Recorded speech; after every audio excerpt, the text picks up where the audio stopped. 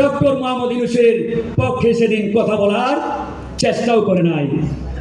তো যাই হোক, এই কথাগুলো আপনাদের বোঝার স্বার্থে, জানার স্বার্থে আমরা বলছি। আজকে এই সরকার ক্ষমতায় রয়েছে, আমরা এই সবার আগে বলেছিলাম অন্তত পক্ষে প্রয়োজনীয় সংস্কার দরকার, তারপরে নির্বাচন।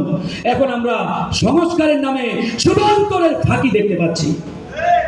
কমিশন করেছে, কিন্তু কমিশনে এমন এমন ব্যক্তিদের যুক্ত করেছে যারা আওয়ামী ফ্যাসিবাদের আমলে সুবিধাভোগী ছিলেন, আওয়ামী লীগের পৃষ্ঠপোষক ছিলেন। সরকার গঠন করেছে, এই সরকারে যারা দায়িত্বে রয়েছেন অধিকাংশ আওয়ামী লীগের আমলে সুবিধাভোগী। আওয়ামী লীগের আমলে একটা হামলা মামলার দাগ এসব উপদেষ্টার গায়ে লাগে নাই। তাই আমরা বলতে চাই, এই সরকার অতি দ্রুত প্রয়োজনীয় সমস্যা শেষ করে যাতে নির্বাচনের দিকে এগিয়ে যায়। আরেকটি কথা বলে শেষ করব, আমরা এদেশের গণমানুষের আকাঙ্ক্ষাকে ধারণ করি, আমরা ধর্মীয় মূল্যবোধে বিশ্বাস করি এবং ধর্মীয় মূল্যবোধকে সামনে রাখতে চাই।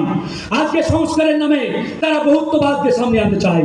এই বহুত্ববাদের মাধ্যমে তারা এদেশে সমকামিতা পূর্ণ প্রতিষ্ঠার চেষ্টা করছে কিংবা বাস্তবায়নের চেষ্টা করছে। ইনশাআল্লাহ গণ অধিকার পরিষদ একজন নেতা কর্মী বেঁচে থাকতে এই সমকামিতার নামে বহুত্ববাদকে বাস্তবায়ন হতে দেবে না।